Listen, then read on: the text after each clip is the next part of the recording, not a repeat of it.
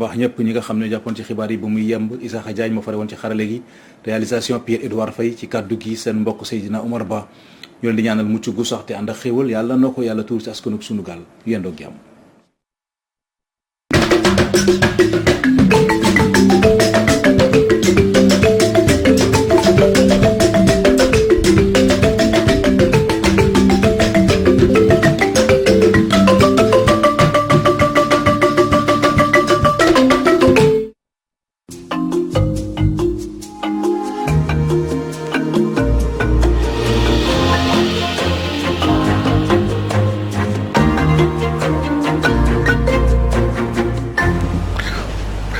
mbokk yi ñu ngi leen di nuyu di leen dalal jàmm ci invité mi-journée di leen wax déwénati mi-journée nag dellu si waat na gannaaw ak ba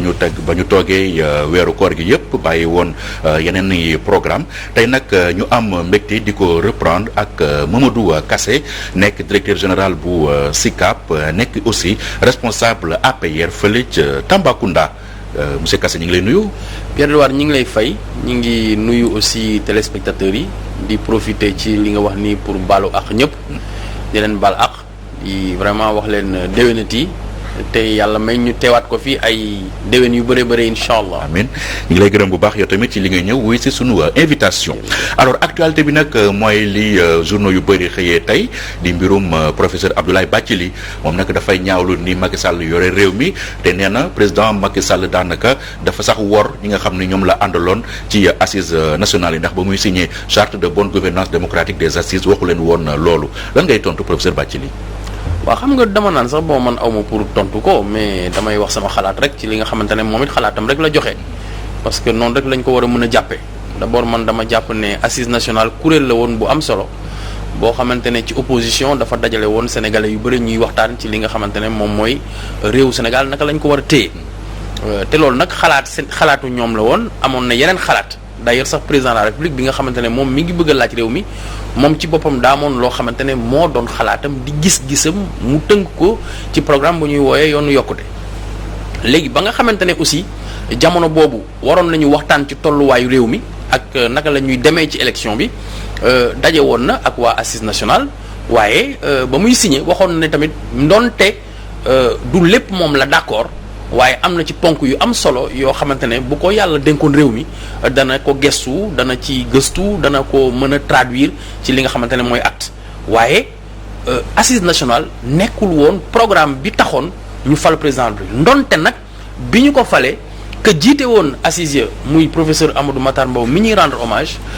moom la jëloon teg ko ci bopp commission nationale bi nga xamante ne affaire réforme institutionnelle la waroon dox. mu ne ko beneen terewul waaw. terewul loolu la woon rek. terewul ba nga. parce que commission boobu li assises yi wax rek la waxaat. waaw d'accord mais moo tax rek ma ne la donc dañu war a àtte ci bonne foi donc ba parce que li ñu doon wax lu am solo la ndonte du ci lépp la ñu d'accordoon waaye la ca ëpp solo président dugal na ko ci li nga xamante ne mooy liggéey bi nii lépp li ci ëppoon solo laa wax ci assises yi dugal na ko ci. 16 points rek ci amoon solo. waaw non dafa amoon yenn points yoo xamante ne bokkuñu ci woon gis-gis. par exemple nature régime bi bokkuñu ci woon gis-gis parce que li assises yi doon wax mooy que régime parlementaire ñun moom lañ bëggoon mais jàppuñu woon ne ñun régime parlementaire lu stable la pour Sénégal ñoom jàppoon nañ ne que chef de parti warul mën a ànd ak chef de l'État waaye ñun bokkuñu ak ñoom gis-gis ci loolu tamit nag après kañu fal moom mooy apprécier ndax war naa mën a jël loolu en compte ou pas maanaam li ma jàpp mooy gis nga Ablaye Bathily historien la nag bu baax maanaam koo xamante ne dana fecci bu baax li fi xewoon ndax loolooy xam-xamam waaye gisaanekat bi mu bëgg a def boppam kooku yaakaar naa nekku ko. kan moo siy gisaane te signature boobu ngay wax ku si mel ni Mamadou Lamine Loum xam ne jamono yooyu moo nekkoon secrétaire général beeg lépp li wàllu assise bi moom nee na kenn mënul woon signer charte bi sous réserve kon yéen ni ngeen koy waxee ak ni président Macky Sall doon ko waxee. non loolu président daf ko wax mu leer ñëpp di ko gis moom nee na li mu signé na charte bi mais am na réserve ci loolu parce que mais dara loolu loo xamante ne du alxuraan du bible du Torah. donc lan nga ci bëgg looy am réserve kenn lu koy signé da nga naan da nga bëggoon nax gars yi rek ne leen ànd naa ak yéen pour falu rek mais mën nga ko signé ne man d'accord naa ci lii ak d'accord uma ci lalee loolu la président def loolu amul woon benn équivoque loolu noonu la woon daf ko signé woon avec des réserves. est-ce qu'en réalité président Macky Sall nekk woon rek dafa bëggoon am soutien peuple des assises bi rek pour nekk président moo taxoon mu ñëw nii rek mais en tout cas moom ci boppam doon naxanteeg ñoom man li ma jàpp mooy moom en tout cas mooy ki gën a ànd ak assises yi parce que la assises yi doon wax yépp mais moom traduire na ko ci biir gouvernement fexe na ba dugal ko c'est-à-dire yoonu yokkute bi normalement dafa traduire en un programme économique boo xamante ne mooy le PSE mais gouvernance globale lu président Macky Sall lépp li nga xamante ne moo doon préoccupation li ci ëpp doon préoccupation ci assises yi mais jël nañ ko en compte ci biir donc man gisuma problème bi. professeur Abdoulaye Bathily nee na li mu gis daal xeeñul neex te boo moytuwul si kaw la Sénégal di jëm. waaw loolu laa la wax c'est que dama ne la am na ñoo xamante ne fi mu ne nii bàyyi nañu matière ba nga xamante ne moo doon seen matière muy histoire ñuy def gisaane waaye bon li nga xamante ne ñoom moom la ñu xalaat wala ñu mébét ko wala ñu gisee ko noonu yàlla bu mu doon li antu ndax xëy na nag ay jafe-jafe am na xëy na ay xat-xat am na waaye Sénégal moom dina jeng rek mais du daanu. mais est-ce que nekku leen di def li chinois yi di wax na bu ñu lay indiquer la lune du baaraam bi la ko indiquer nga war a xool mais lune bi elle-même est-ce que problème de fond bi muy posé du problème de gouvernance Sénégal tey li ñu promettroon gestion sobre et vertueuse te chaque jour ñuy wax ay scandale à répétition ci bopp réew mi est-ce que du foofu ngeen war a xoolee d'abord. non xam nga Pierre-Edouard histoire bu nekk dafa am je dirais am na ay tournant yooyu bu amee ki nga xamante ne moom la yàlla teg ci bopp réew mi moom dafay tekki fecci message yi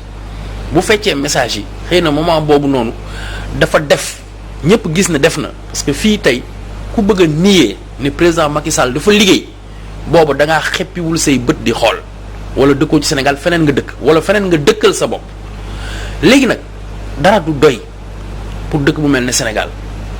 problème gis nga ndaw ñi bi nga xamante ne def nañu cri du cœur comme ni ñu ko waxee président dafa génn ne man dégg naa leen mais li ma dégg aussi atteindre na ma te bu leen ci ragal dara danaa jël ay mesures ci bu gaaw pour yokk li nga xamante ne defoon nañ ko fi ndonte am na solo doyul mais loolu mooy entendre message yi nga xamante ne lancé nañ la ko te ba ñu ci jógee ba léegi ay actes yu clair la ñu posé yoo xamante ne nii actuellement ndaw yi dañu am pour gis ci seen bopp. donc 9 ans muy soog a posé ay actes yu ndaw yu gis seen bopp. non waxuma ne que posé dama la lu leer laa la wax nee naa la posé nañ ay actes yu leer yoo xamante ne ñëpp teg nañ ci seen bët mais doyul moom moo ko wax day dolli dafay jëlaat encore priorité tegaat ko ci wàllu xëyu ndaw ñi mais xam nga tey boo revisité tey bi président Macky Sall yegsee man daf may fàttali lu am solo lu amoon bi ñu ñëwee dafa am loo xamante ne constat la woon constat bi moo doon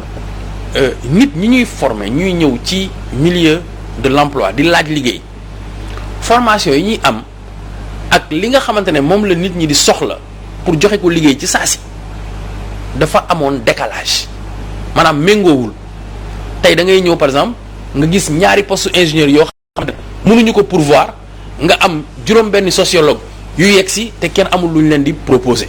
donc ñu war a revisiter curricula yi war a xoolaat suñu taxawaay ci wàllu formation professionnelle réorienter nit ñi ci li nga xamante ne dañ leen mën a yombalal ñu am liggéey mais loolu ba ñuy def concertation nationale sur l'avenir de l'enseignement fii la woon fekk na leen fi 2012 il fallait partir de diagnostic xool lan mooy problème bi ñu ciy trouver ay solutions. léegi loolu tamit ana conclusion yooyu. waaw mais conclusion 70 points yu mais tey xam nga tey professeur Souleymane Bassirou Diagne jox leen benn rek ngeen si appliqué de mooy yokk inscription ba ci université. non pas du tout parce que tey boo xoolee formation professionnelle place bi mu am li nga xamante ne 3FPT def na ko ONFP def ko li nga xamante ne mooy la politique de la formation professionnelle ak li nga xamante ne ñu ngi koy tabax ci ay chapelet ISEP ak ni ñu gisee tey jii nii curricula yi ak li nga xamante ne ñu ngi inciter nit ñi ñu dem ci ay filières scientifiques et autres loolu du loo xamante ne da nga koy def tey mu mel ne arène joo suul léegi mu nga raadu ko tout de suite mu sax tout de suite nga déqi ko léegi nii loolu dafa nekk liggéey boo xamante ne dafay nekk de longue haleine tey jii nii sax mesures yi nga xamante ne président mi ngi koy teg en partie mun naa ne terreau fertile bi maanaam la koy lal kon tey dana ko mën a accompagner ba nga xamante ne ni macha allah nit ñi dinañ ci mën a gis seen bopp ndaw yi surtout. alors 450 milliards yooyu est-ce que jàpp nga ni ndaw yi mën nañ cee gis seen bopp ndaxte bu ñu seetloo Sénégal mooy depuis président Macky Sall ba mu ñëwee ci nguur gi ba léegi mécanisme yi ñu fi créé pour ñu gungee ndaw yi financer leen ñu faciliter leen ñu am liggéey daanaka kenn mosu ko gis ci histoire du Sénégal te ba tey ñuy kaas ne nit ñi amuñu liggéey. waaw mais en même temps il faut pas nier que am na ñoo xamante ne ci mécanisme yooyu profiter nañ ci pour def dara créer nañu ay emploi wala def nañu seen activité bopp wala aussi produire nañu ba ñoom sax ci seen bopp ñuy embaucher loolu am na. mais par rapport aux objectifs loolu lim boobu dafa ndaw lool. waaw moo tax ñuy renforcer parce que xam nga lu baax la ñuy renforcer lu bon moom da ngay dagg sànni mais bu dee dañ koy renforcer parce que au moins am na début de résultat. jotul ñu dagg sànni. ñaareel bi moom am na yenn structure yoo xam ni daanaka. xam nga structure yi il faut que nit ñi comprendre ne li tax ñu am bokkuñu mission yi ñuy remplir boo xoolee ANPEJ mission bi mu yor bokkul ak mission locale bi li mu yor ak aussi DER li nga xamante ne moom lay def wala Promise li muy def wala beneen structure bi nga xamante ne nii dafay ñëw ci emploi wala financement mais léegi guichet moo tax guichet unique boobu nekk lu pertinent parce que guichet unique bi moom mooy li nga xamante ne ñoom ñoo am mission autour de cette question bi nga xamante ne xëyu ndaw yi lay doon ñu mën leen dajale foo xamante ne ndaw li bu fa demee parcours am yëpp dana ko mën a établir ci entité yooyu yëpp comme ça mu ëpp chance pour mën a capitaliser loolu mooy li amoon solo. waaw parce que ñu bëri actuellement ñi ngi ñaaw njott ne boo moytuwul xaalis boobu muy 450 milliards yi waa APR ñoom ñoo koy jël jox ko seen militant yeneen ni ñoom ñu pàccoo ko seen biir. non dama jàpp ne bu doon ci première phase bi njortoon nañ ne que noonu la doon demee jàpp naa ne sax xëccoo yi du am diggante DER ak élus locaux yi ni mu demee nii parce que jàpp naa ne lu bon bu fekkoon ne xëy na peut-être ñoom ñi ngi doon parler le même langage sax. À un certain moment xëy na moment boobu mën nañ sax douter ne que xëy na am na politisation mais foofu man damay am yàqin ne loolu taxu koo jóg te doxeewuñu noonu donc bu ñu continuer ci boor boobu noonu dana produire incha allah ay résultats. justement est-ce que président Macky Sall mën a réussir si 3 ans loo xam ne defu ko woon ci 9 ans. non bul ko waxee noonu. bul ne lu mu deful ci 9 ans gis nga li ñuy def ci 3 ans yi. ce n'est que la continuité de ce qui a été fait ci 9 ans yi c'est que nag continuité la. soxla woon taxaw def bilan d'étape par rapport ak li ñu jot a déroulé ak li nga xamante ne moo des bu ko defee ajustement yi mën a baax foofu lañ ci toll waaye du caagee ne 9 ans yële defuñu dara yow gis nga ne que c'est quasiment 500 000 emplois près de 500 000 emplois qui ont été créés pendant bi fi président Macky Sall dugg seeg léegi mais bu doyul foog ñu dolli pour ñu dolli naka lañ koy defee waxtaan bi def ko de manière inclusive autour du président ñu waxtaan ci instance yi ci war a prononcé wu ci ñu def fora yi nga xamante ne moo waroon am au niveau local ñëpp indi seen xalaat bu ko defee mu doon loo xamante ne Sénégal yëpp a koy bokk. beneen point bi ñuy waxtaanee Mamadou Kassé mooy datu élection locale yi président génnee décret fixé ko 23 janvier ca 2022 mu tombé nag opposition bi ñoom dañ ne woon locale yi war na mën a am au plus tard décembre 2021 pourquoi rek ngir mu espace politique bi mënoon apaisé wu mënuñu ko woon sax def décembre coow li jeex. waaw mais loolu aussi dafay fekk ne yow booy atte da ngay atte ci ñaari entité parce que majorité présidentielle bi am na aussi moom lu mu bëggoon parce que moom it pàcc la te mooy pàcc bi gën a rëy parce que moom moo nekk ci nguur gi ça veut dire que moom moo bénéficier de la confiance en tant que tel autorité bi normalement dafa nekk autorité boo xam ne ci digg bi la nekk moom ay décisions objectives lay jël. kuje gi waxoon ne que ñoom dañu bëggoon mu nekk décembre ñëlee wax bëgg nañ mu nekk mars donc bu ñu ko defee janvier jàpp naa ne kon xaaj nañ ko ci digg bi kon ku nekk war nga ci mën a gis sa bopp ndax ku ne woon tey damay dem décembre bu ñu la nee ñëwal janvier loolu yàggatul. kon 23 gisuma fi tey pour yow gisuma fi pertinence ñu war a jógee 2021 xëy na peut-être ñoom comme xëy na dafa seen cumukaay xëy na dafa leen woon 2021 rek. le problème mooy 2022 boobu aussi am na ay local ci mois de juillet. waaw mais non am na ay élections législatives mais dama ne.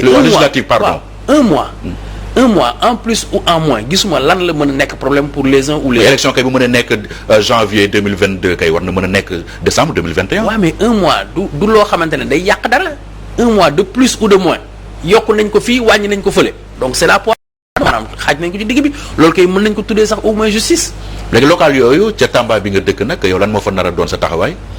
man taxawaay bi ma mës a am 2014 dama taxaw pour sama parti. liggéey ci législative yi liggéey ci présidentielles yi taxawaay bi ñu bëgg nag ñun mooy taxawaay boo xamante ne dana gën a jëmmal li ñu liggéey ak li ñu représenté loolu moom bëgg nañ ko parce que gis nga boo dee dem ci xare ku nekk bëgg nga booy xas maanaam ci suñu tradition ñun booy xas bala ñuy yegg ci xare ba bu fekkee na ngay xas boo sampee sa xeej da nga naan bëgg naa suba bu xare ba ñëwee bëgg naa caa def lii ak lii ak lii ak lii ak lii ak lii ci ngóora kon bëgg ngaa nekk ki nga xamante ne yaay nekk porte étendard bi ñun bëgg nañu ko waaye nag dafa am fu ñu bokk te fi ñu bokk aussi dafa am koo xamante ne moom la ñu jël ñun ñëpp jox ko suñu kàddu kilifa dañuy bëgg buy jël décision yooyu mu boole ñu ci parce que tey jii nii xëy na ndaw yi bëgg nañ aussi ñu gën leen jël seen tànk dugal ci déggal yi. waaw bu ko defee ñu mën a doxal. mais waaye ñu mën a dawal koñ la affaire de quartier la daa mel ne nawetaan rek. moo tax yéen a war a jël seen responsabilité. waaw jël nañ suñu responsabilité ñun parce que bëgg nañ xam nga bu ñu bëggul woon ñu ne jël ñu suñu responsabilité waaye jël nañ suñu responsabilité fi ñu ko war a jëlee c'est-à-dire que du ñu dem di xëccoo ci ay mbedd xam man bëggumaa nekk candidat wu keneen ku dul candidat wu Benno Bokk Yaakaar donc ci biir Benno Bokk Yaakaar laa mën a affirmer woo loolu aussi mooy combat démocratique loolu aussi mooy démocratie loolu sax mooy dundal parti mooy dundal coalition mooy dundal aussi politique. est-ce que tey am nga ambition nekk candidat maire yi bu Tambacounda. mais évidemment mais bëgg naa ko ci sama biir coalition parce que man li may liggéey ci sama biir coalition laa koy liggéeyee la ma gëm ci sama biir coalition laa ko gëmee man ka ma gëm mooy président Macky Sall donc moom suñu message ñun moom lañ koy adressé pour l'instant parce que moom ci boppam mooy ki nga xamante ne moo war a investir ay candidats parce que mooy chef de la majorité présidentielle. mais Tamba aussi dafa am benn chef bu fa nekk di Sidiki Kaba. nekk ministre des forces armées. moom est-ce que nekkul di leen baare yéen ndaw yi. non loolu moom gëwuma ko quoi parce que franchement nit la koo xamante ne musuma ko fekkee fu mu ne candidat la ci benn élection boo xamante ne élection locale la benn mais quand même jàmbaar la ci wàllu politique te suñu kilifa la. te loolu tamit dañ ko koy nangul waaye nag politique dafa am ay xëccoo ay bëgg-bëgg te ñun moom kenn du ñu teree bëgg. Tamba est-ce que ñaata ngay évaluer chance Benno Bokk Yaakaar ci local yi di ñëw. bon yaakaar naa ne ñun bi ñu jógee ci présidentielle bi sore wuñu woon 70% ci li ñu defoon ci score. donc nag score effrété wul au fil des années comme ñun wàcc ñu liggéey bi non da nga ñuy wax rek ndax gis nga kenn koo xamante ne mel na ne ku war a mën a génn làng gi biir Tambacounda bay ravir la vedette. yéen a ngi naagu de. ah non du naagu mais dama la laaj. c'est woowloo ma man xam nga man tamit dama lay laaj rek ndax xam nga kenn koo xamante ne Tamba dafa génn mel ne ku nar ravir la vedette loolu laa wax xëy na peut-être ñun bu ñu amee problème. xëy na ñun lay doon parce que effectivement liggéey nañ fa loo xamante ne potentiel électoral bi ci suñu biir la nekk donc bu ñu waxtaanee war nañ ci mën a génn te nag man damay woote pour que rek quelles que soient les situations ñuy mën a mettre autour de l'essentiel mooy autour du président de la République parce que combat bi ñuy mëne moom mooy porte-étendard national bi ñun nag ay ramifications locales la ñuy doon yoo xamante ne nii lépp aussi dañ ko koy delloo moom mu delloowaat si ñun ñu mën a liggéey pour les populations. est-ce que unité bi am depuis 2022 ci benn 2012 ci Benno Bokk Yaakaar nga ragal nga ni am nga yaakaar ni dina continuer di am ba ci local yi gis nañu déjà li am Kaffrine ci diggante Ablaye Wilane ak ki nga xamante ni moom mooy yow sa ministre sax de tutelle ak li nga xam ni moo am fii ci Ndakaaru ci diggante ñoom Mame Mbaye Niang Abdoulaye Diouf Sarr ak Amadou Ba est-ce que ragaloo coalition bi éclaté wul même ça avant ñu egg ci local yi. mais avant 2014 noonu la woon mais terewul bi ñu yeggee ba def arbitrage yi ba pare on s'est retrouvé autour de l'essentiel moo tax man la li ngeen bëgg a singulariser Tamba wala feneen fépp la ñi bëgg il faut ñu manifester ne bëgg nañ ñu def arbitrage yi bu ñu paree tamit ñëpp dañuy accompagner la dynamique parce que gis nga ñun parti bi ñun ba ñuy ànd ak président Macky Sall gëm taxawaayam moo taxoon ñu ànd ak moom mën nga ñu cee fekk nag sax ñu yaatal la ci parce que loolu mooy suñu esprit mais dama bëgg a wax rek ne effectivement loolu moo taxoon ñun ñoo président Macky Sall ñun tànnuñu man tànnuma maa ko fekki tànn ko ne ko damay ànd ak yow kon tamit loolu boo joxee nit sa kaddu ci politique je dirais mën naa ne jébbalu ci moom ci politique faaw aussi ngay nangu doxee ndigal yi. alors pour local yooyu am te du bëri coow aussi il faut ñu am benn fichier électoral boo xam ne ñëpp d'accord nañu si wala mu fiable en tout cas experts yi ñoom bañ defee seen liggéey pendant 3 mois nee nañu fichier bi c'est vrai que am na ay quelques problèmes mais nekk na fichier bu fiable parce que gisuñu si mineur bu ñu si inscrire te aussi amul doublon mais ñaari critères yooyu est-ce que rek yooyu dafa doy pour témoigner de la fiabilité d'un fichier. waaw mais en même temps experts yi ñoom ñooy ñi nga xamante ne ñoo yor kàddu pour war ko mën a wax parce que yow bu fekkee ne yow juge yow normalement parti nga da nga war a jouer acteur nga xam nga yow mënuloo juger fichier bi parce que li opposition war a mën a wax ci fichier bi man du ma arranger man li ma wax ci fichier bi du ko arranger moom mais loolu moo tax ñu wute ay experts mais bu experts yi au moins déterminé woo wax ba pare parce que d'accord nañ au moins ci terme de référence yi la nga xamante ne noonu la ñu sookee liggéeyu experts yi xanaa bu experts yi pare sax au moins nga am bonne foi pour mën a reconnaître mbir mi mais ñoom daal dafa mel ne dafa am ñoo xamante ne pare wuñu pour dem élection man loolu laa njort dama jàpp ne mbër yi ma gis ni seen ngemb pareegul. mais tey Sénégal waruñu woon dépasser débat wu ay fichier électoral bu ñu xamee ni en 92 déjà ñu ngi woon ci code consensuel boo xam ni Afrique yëpp pratiquement si la ñu nawee woon. mais am na ñu ci descend am na ñoo xamante ne ñoom ñoo bëgg a inscrire encore Sénégal ci pesanteur yooyu mais Sénégal dépassé na foofu yàgg na Sénégal nekkul ci loolu c'est-à-dire aujourd'hui xam nga tey bu fekkoon ne dañu indi experts yi ñu def fichier bi ñu ne fichier bi am na tel problème am na tel problème am na tel problème mën nga jàpp ne kon xëy na ñu ngi ci loolu mais ñañu woo ña nga xamante ne ñoom seen yoon nekkul ci jeu bi affaire bi amul intérêt pour ñoom ñu nekk ay nit ñu indépendant ñu ñëw auditer fichier bi ne fichier bi c'est fiable mais pourquoi nga bëgg a continuer ne problème am na ça veut dire que problème amul càmbar nañu leer na nañ dem ci bëre bi moo gën a wóor. experts yi aussi ñoom nee nañu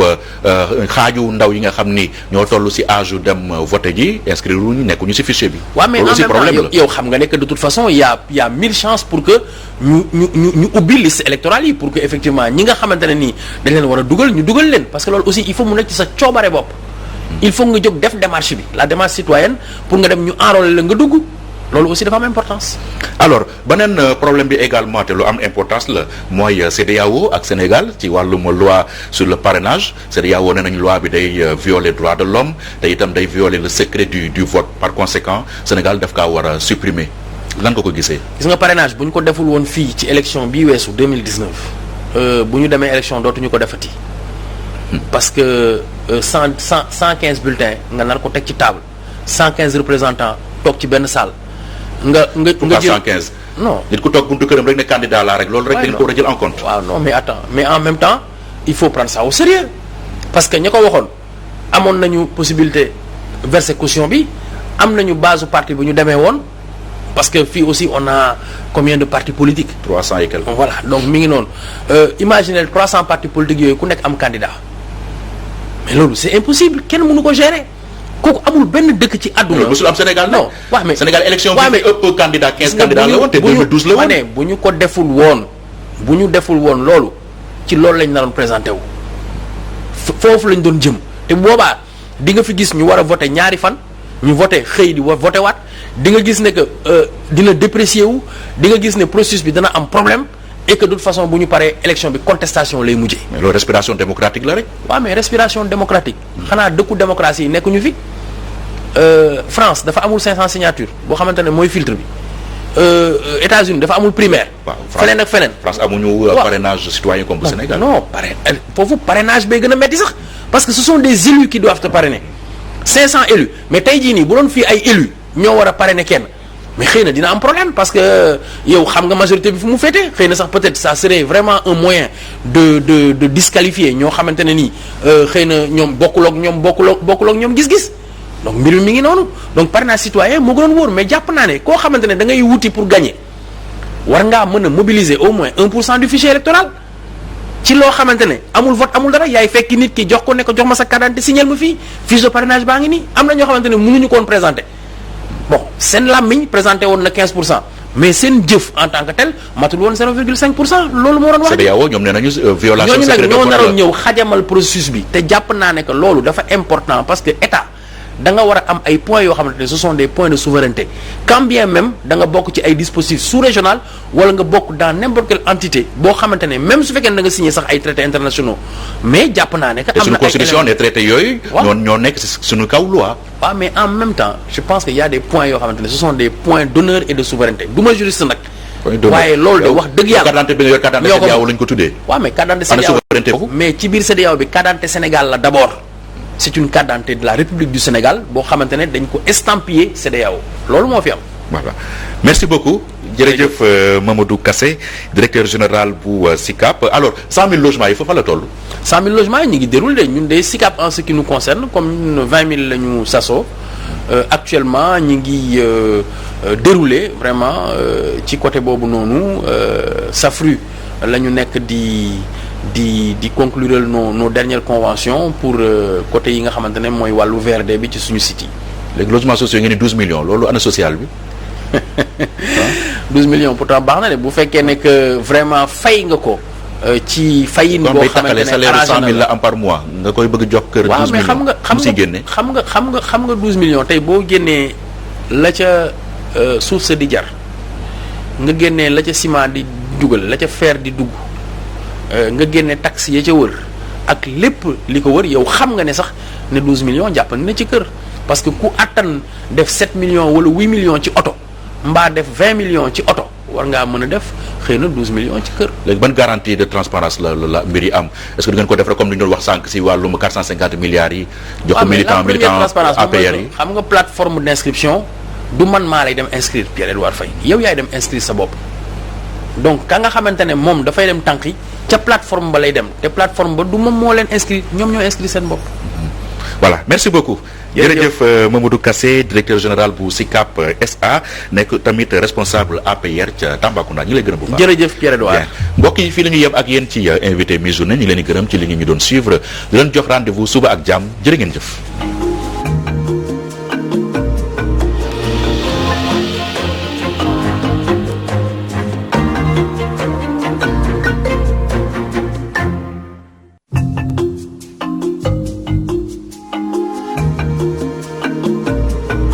Walfadjri en temps réel. Téléchargez votre application Walfadjri l'officielle sur Play Store ou Apple Store. Écoutez Walf FM en direct. Walf FM 99 en digital sur la page Walfadjri FM 80.